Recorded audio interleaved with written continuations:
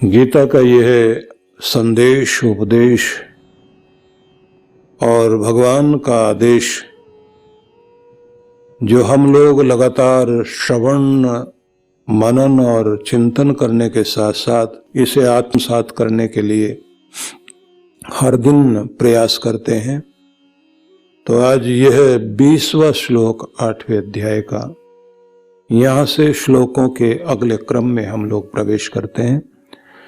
इससे पूर्व हम सबने ये जाना था कि ब्रह्मा का दिन किस तरह, कितना बड़ा दिन होता है और किस प्रकार से इस संसार में जैसे ही ब्रह्मा का एक दिन शुरू होता है उसी के साथ सृष्टि का प्रारंभ होता है, और जैसे ब्रह्मा जी की रात्रि होती है तो वो प्रलय काल होता है। और इस प्रकार से जो योगी लोग अपने ध्यान के द्वारा परब्रह्म परमेश्वर से अपना संबंध जोड़ते हुए लगातार अपने इष्ट देव के माध्यम से ब्रह्मलोक में जो पहुंच जाते हैं, तो ब्रह्मलोक में जाने के बाद बहुत समय तक वहां का आनंद भोगने के बाद फिर उन्हें इस पृथ्वी पर लौटना होता है। लेकिन जिससे ये अव्यक्त संसार व्यक्त होता है, प्रकट होता है, जिससे लीन हुआ संसार, जिसमें लीन हुआ और जिससे फिर प्रकट होता है, ब्रह्मा जी संसार की जो रचना करते हैं, पूरे ब्रह्मांड को जो फिर से योजना और नियम के अनुसार बाहर लेकर आते हैं, तो इन सबको माना गया है कि कितना भी लंबा समय क्यों ना हो, लेकिन यह समय की अवधि निश्चित है। उसके बाद में फिर वापस आना पड़ता है इस संसार में व्यक्ति को। लेकिन एक ऐसी भी परम शक्ति है कि जिससे मिल जाने के बाद फिर कभी भी संसार में दुख भोगने के लिए व्यक्ति नहीं आता, अर्थात वह उस परम आनंद में समाहित हो जाता है जहां केवल मात्र आनंद ही आनंद रहे। इसलिए कहा जाता है जब व्यक्ति के जीवन में कोई बड़ा सुख होता है, बड़ा आनंद होता है, जिसमें व्यक्ति को पूर्ण तृप्ति मिल रही होती है, तो व्यक्ति ये कहता है कि ये समय यहां रुक जाए, ऐसे ही दिन बीतते रहें, ऐसे जीवन चलता रहे, ऐसा ही मेरे जीवन का ये सुखद अवसर लगातार चलता रहे और इसका कभी किसी रूप में अंत ना हो।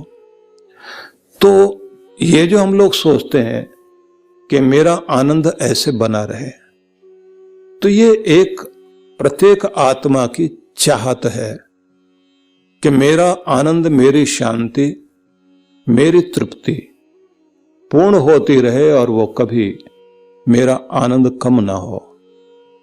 मैं उस परम आनंद को प्राप्त कर लूं कि जो फिर कभी खत्म ना हो, वह निर्भयता मिल जाए कि फिर कोई डर ना रहे, वह सुख आराम आ जाए जीवन में कि फिर कोई दुख वाली स्थिति ना हो।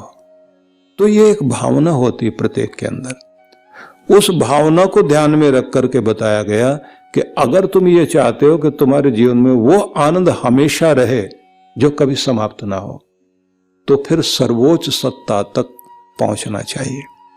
और सर्वोच्च सत्ता इस संसार में जो परब्रह्म परमेश्वर है, जो सच्चिदानंद स्वरूप है, जो सर्वव्यापी परमेश्वर है, जो शाश्वत और सनातन है, कि तुम वहां तक पहुंचो, उससे मिल जाओ।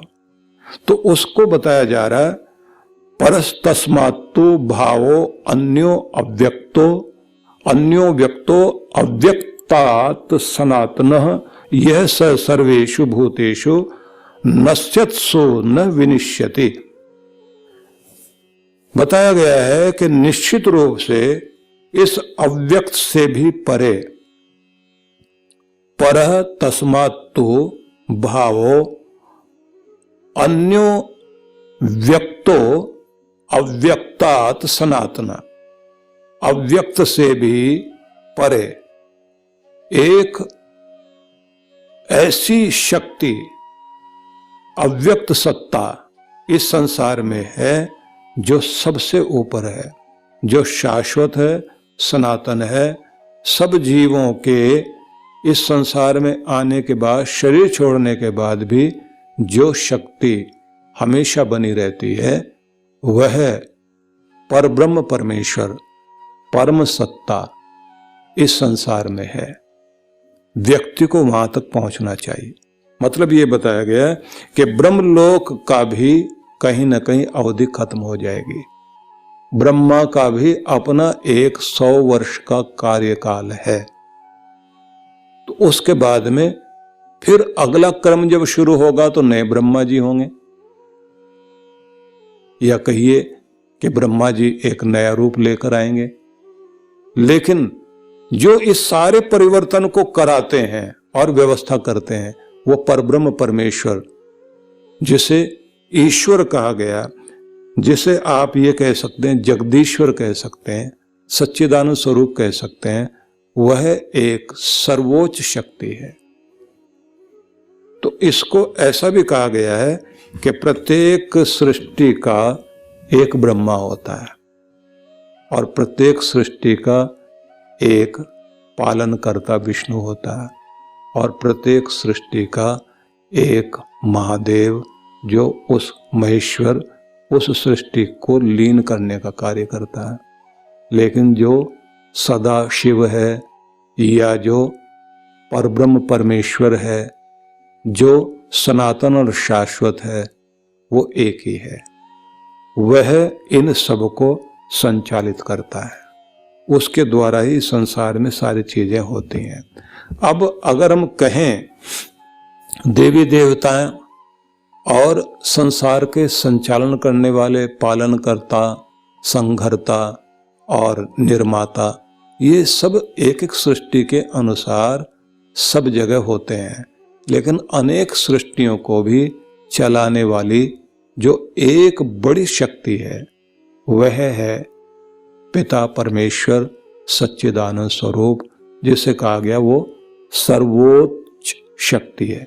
उसको फिर 21वें श्लोक में कहा अव्यक्तोक्षर इत्युक्तस्तस्मा तमाहु परमाम गतिम यम प्राप्य न निवर्तन्ते तद्धाम परमम मम। जो अव्यक्त है, अक्षर नाम से जिसे कहा जाता है, वही सर्वोच्च लक्ष्य कहा गया है।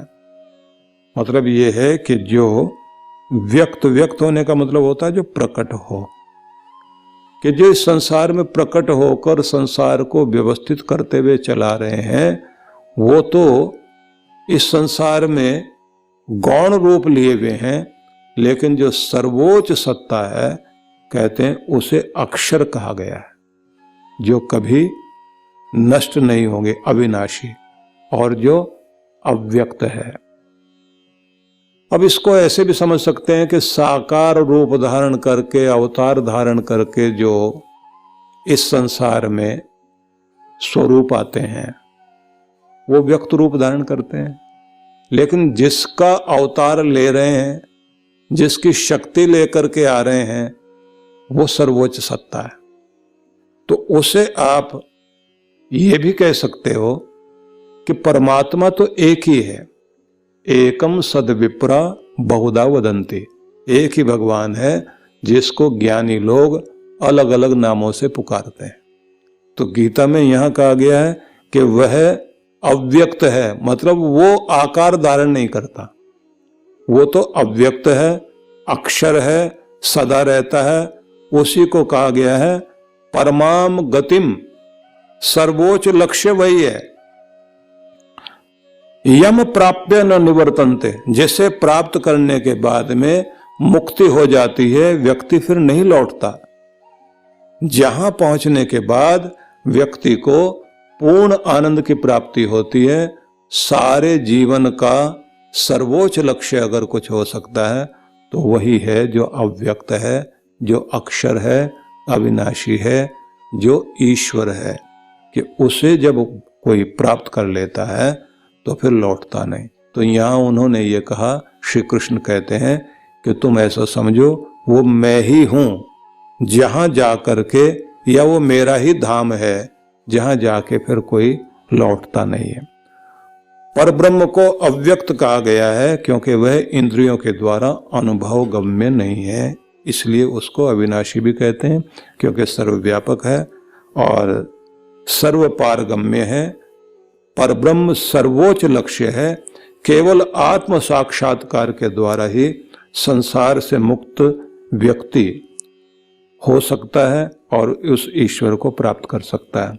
अक्षर तत्व ब्रह्म है जो समस्त विश्व का अधिष्ठान है, उसे ही ओंकार या प्रणव कहा गया है। इसलिए जो पीछे बताया गया था कि उस ओंकार का उच्चारण करते हुए जो भगवान में ध्यान करते हुए अपने प्राणों को ऊपर चढ़ाकर और मृत्यु के समय प्राण छोड़ता है तो उसकी परम गति हो जाती है। तो किससे जुड़ता है वो? कहते हैं प्रणव से, ओंकार से। ओंकार क्या है? बोले वो सर्वोच्च सत्ता है। वो कैसी सत्ता है? बोले वो व्यक्त नहीं होती, वो प्रकट नहीं होती। आकार लेने वाले, शरीर धारण करने वाले जो भी रूप हैं उनके रूप बदलेंगे, लेकिन जो अरूप है, जो अगोचर है, जो अविनाशी है, जो सर्वव्यापक है, जो कभी बदलता नहीं है, जो सनातन है, सदा रहा है, वो ईश्वर है। और उसे कहा गया है कि वही परम लक्ष्य है। और वहां जो पहुंच जाए कि उस ऊंचाई तक पहुंच जाना ही सबसे बड़ा लक्ष्य है जीवन का। और जहां जाकर फिर तुम लौटोगे नहीं, श्री कृष्ण कहते हैं वो मेरा धाम है। अब धाम का अर्थ यहां मेरा स्थान है, लेकिन भगवान का कोई भौगोलिक स्थान नहीं है। जैसे अगर कोई ये कहे कि स्वर्ग जो है वो क्या भौगोलिक स्थिति है कि ऊपर चले जाओ तो वहां पर मकान बने हुए हैं, वहीं पर करनी भरने का चक्र भोग रहे हैं लोग, और वहां पर जाकर के ऐसे देखें तो लोग जो है हवाई जहाज से ऊपर जाते हैं तो कहीं पर भी ऐसी कोई चीज़ नहीं दिखाई देती। और फिर जो चंद्रमा तक जा रहे हैं उन्होंने भी कहीं नहीं देखा है। और जो ऊपर मंगल ग्रह में चले गए हैं, अब तो शुक्र ग्रह की भी कोशिश की जा रही है, आगे तक लोग जा रहे हैं, तो वहाँ पर तो कहीं नहीं दिखाई देता। और मज़े की बात तो ये भी है कि जब आप एक एप्लीकेशन है जिसको आप अपने फ़ोन में डाल लें तो उसके बाद आप तारों के बारे में जानकारी लेते हैं, तो जैसे ऊपर की तरफ फ़ोन करेंगे तो ऊपर आपको जो है कौन कौन सा इस समय ग्रह नक्षत्र है आकाश में, किसकी तरफ आप देख रहे हैं, किधर की तरफ फ़ोन को ले जाओगे तो उधर का नक्षत्र जो है उसका नाम आ जाएगा नीचे। लेकिन मज़ा तब आएगा जब उसे ऐसे करते करते जमीन की तरफ करिए आप, तो वहाँ भी नीचे नक्षत्र दिखाई देते हैं। और फिर एक जगह लेकर जाइए तो वहाँ लिखा होता है ये अर्थ है, ये आपकी पृथ्वी है, वो भी एक गोल गेंद सी दिखाई दे रही होती है। तब क्या समझ में आता है कि हमारी धरती के नीचे भी बहुत सारे नक्षत्र हैं, हमारी धरती से ऊपर भी है। हमारी धरती तो एक गेंद की तरह है, ये गेंद है जिस पे आप बैठे हुए हो, नीचे भी बहुत सारी पृथ्वी है, इधर भी पृथ्वियां हैं। मतलब इधर एक जिस पृथ्वी पर हम बैठे वो तो है ही है, इधर जो है बहुत सारे ग्रह नक्षत्र हैं, इधर भी उधर भी नीचे भी। तो आपको ऐसा लगेगा जैसे आप एक हवाई जहाज पे बैठे हुए हो और चारों तरफ बहुत सारे, इतने सारे ग्रह नक्षत्र चल रहे हैं, तो वो सब अपनी अपनी कक्षा में अपनी परिक्रमा करते जा रहे हैं, तेजी से घूम रहे हैं, और सब बहुत बड़े बड़े हैं। आप समझ लीजिए आपकी पृथ्वी से बड़े बड़े ग्रह हैं, इतने बड़े बड़े ग्रह हैं कि आप जैसी पृथ्वी कहीं उसमें आ सकती हैं, और बहुत छोटे छोटे ग्रह भी हैं। तो इतने सारे जो भी इस संसार में ग्रह नक्षत्र दिखाई दे रहे हैं, उन सब की व्यवस्था करने वाली जो शक्ति है वो परमेश्वर है। और कितने सारे जीव, रोज एक जगह प्रलय हो गई, क्योंकि पृथ्वी भी एक नहीं है, धरती भी बहुत सारी हैं। अभी खोज नहीं हुई, लेकिन आने वाले टाइम में इंसान जब खोज करेगा तो उसे समझ में आएगा कि बहुत सारी पृथ्वी हैं संसार में। उन पृथ्वी के बारे में जब पता लगेगा तो फिर यहाँ की आबादी वहाँ जाने की कोशिश करेगी। जैसे बहुत सारे लोगों ने तो अभी चंद्रमा में बुकिंग शुरू कर दी है कि हम लोगों को भी जरा वहाँ दिखा दिया जाए। आदमी जो है वो पूरी कोशिश में है ना।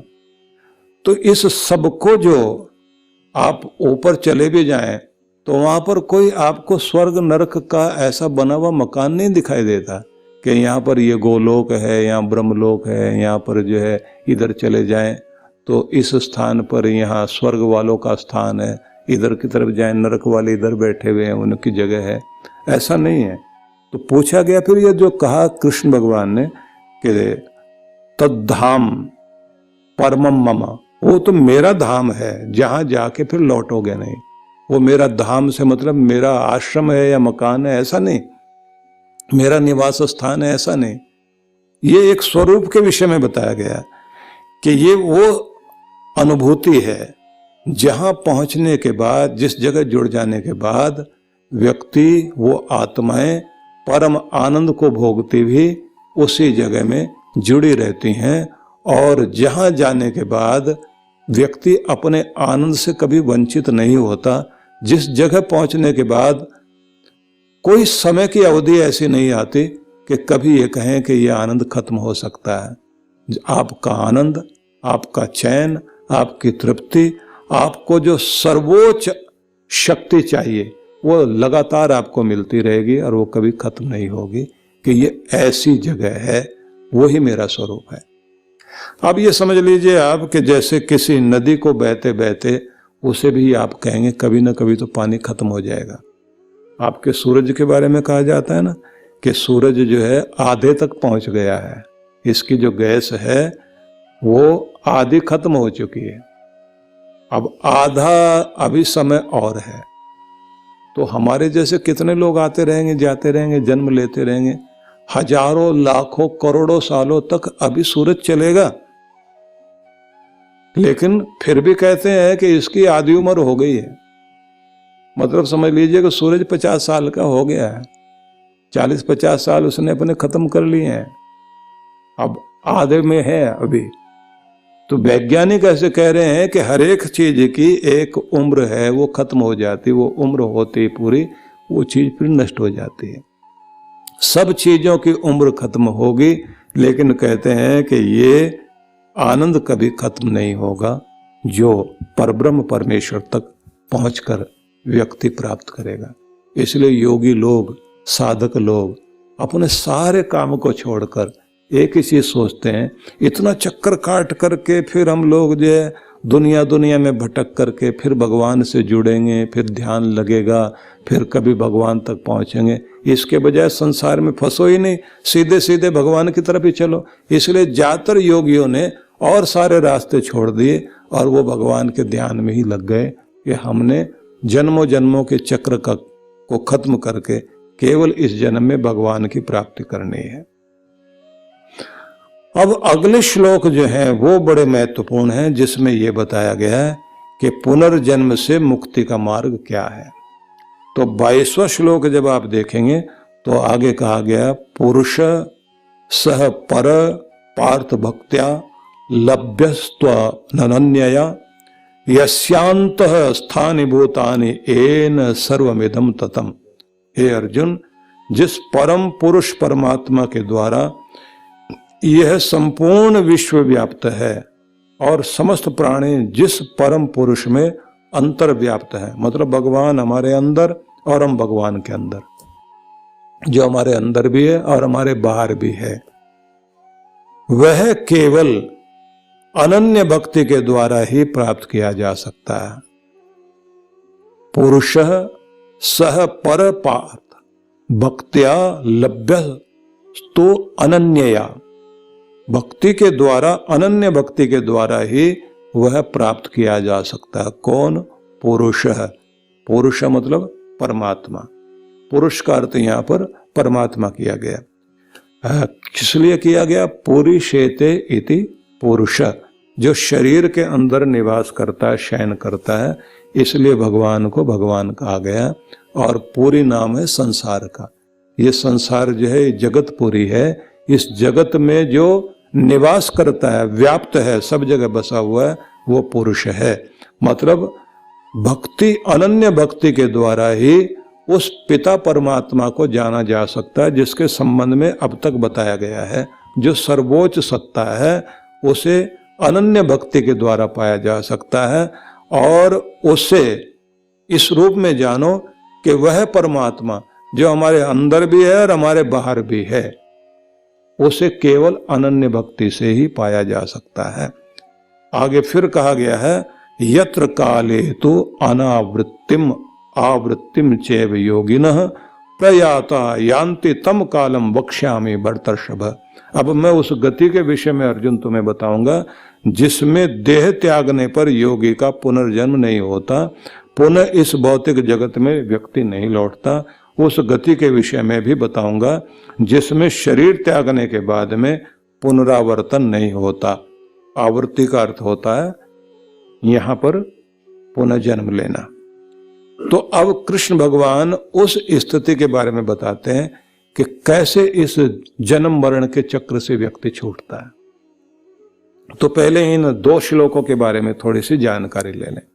कहा गया है कि ये सारा संसार जिसमें बसा हुआ है और जो सारे संसार के अंदर बसा हुआ है, जो हमारे शरीर के अंदर भी है और हमारे शरीर के बाहर भी है, वह परमात्मा जिसे आप कहेंगे जो संपूर्ण विश्व में व्याप्त है, उसे अनन्य भक्ति से पाया जा सकता है। अब पहले अनन्य भक्ति के बारे में जान लें। कृष्ण भगवान ने बार बार अनन्य भक्ति का वर्णन किया है। अनेक श्लोकों में अनन्य शब्द का प्रयोग किया है। ये अनन्य जानना बहुत जरूरी है।